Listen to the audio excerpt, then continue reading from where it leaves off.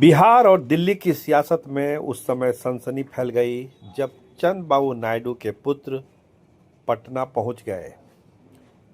Source बताते हैं कि चंद्रबाबू नायडू का एक खास संदेशा लेकर उनके पुत्र पटना पहुंचे हैं। हालांकि एयरपोर्ट पर उन्होंने कहा कि एनडीए की सरकार आए, बिहार में विकास होगा, इसी के लिए वो ये आए हैं। लेकिन क्या बात इतनी आसान है?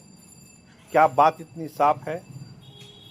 आखिर किन परिस्थितियों में चंद्र कुमार नायडू के बेटे को पटना आना पड़ा है? देखिए, पहले से ये बात कही जा रही थी कि चंद्रबाबू नायडू बिहार चुनाव के नतीजों का इंतजार कर रहे हैं। क्या होगा बिहार के चुनाव में, दिल्ली की सियासत भी इस पर बहुत कुछ निर्भर करती है।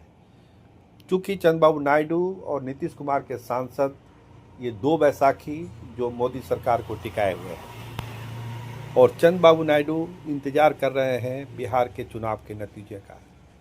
लेकिन इस बीच उनके बेटे के पटना आ जाने से अब ये तरह तरह के कयास लग रहे हैं कि चुनाव के बीच में उनके यहाँ आने का क्या मतलब। क्या वो चुनाव प्रचार के लिए आए हैं? आखिर किस लिए आए हैं? कोई खास संदेशा चंद्रबाबू नायडू का लेकर आए हैं नीतीश कुमार के नाम? कहा जा रहा है कि नीतीश कुमार से भी उनके मिलने का कार्यक्रम है। तो इन सब के बीच ये अटकल तेज हो रही है।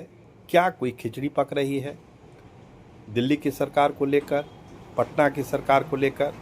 इस तरह की चर्चा तो हो ही रही थी लगातार कि क्या होगा चुनाव के नतीजों के बाद।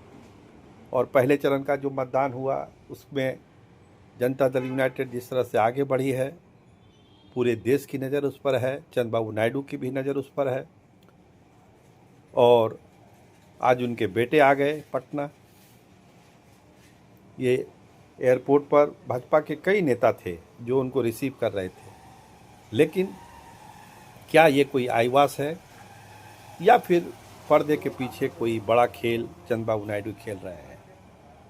कोई बात उनकी नीतीश कुमार से हुई है? ये तमाम अटकलें, चर्चा सत्ता के गलियारे में पटना में है। इसलिए कहा यह जा रहा है कि चंद्रबाबू नायडू के पुत्र यूं ही पटना में नहीं आए हैं, कोई खास संदेशा जरूर लेके आए हैं नीतीश कुमार के नाम। और वो संदेशा क्या है, ये तो नीतीश कुमार को ही जब मिलेगा तो पता चलेगा। लेकिन फिलहाल पटना में अटकलों का बाजार गर्म है कि 14 को जब बिहार के नतीजे आएंगे तो क्या बिहार के साथ दिल्ली की सियासत में भी उथल पुथल होगा। आप देखते रहिए स्टार टीवी बिहार। आपका बहुत धन्यवाद, आपका बहुत बहुत शुक्रिया।